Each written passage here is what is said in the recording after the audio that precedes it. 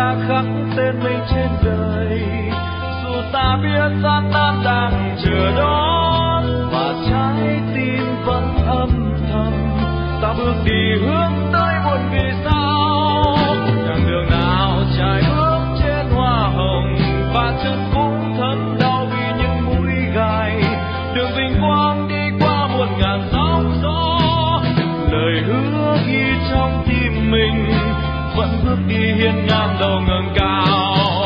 Mà con tim ta đã ước nguyện cùng nhau vai vai, vinh quang và chia sẻ cùng nhau.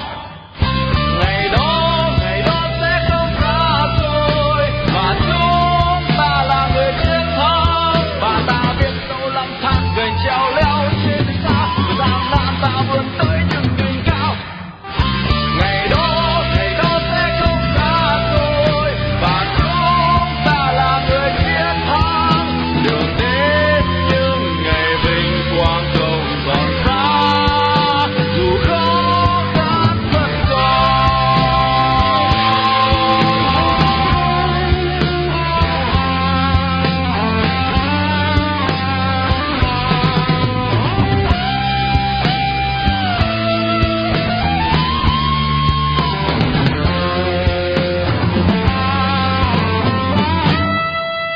Và mặt trời rực sáng trên cao vời, ban sức sống huy hoàng khắp muôn nơi, cài vinh quang lên vai những người chiến thắng.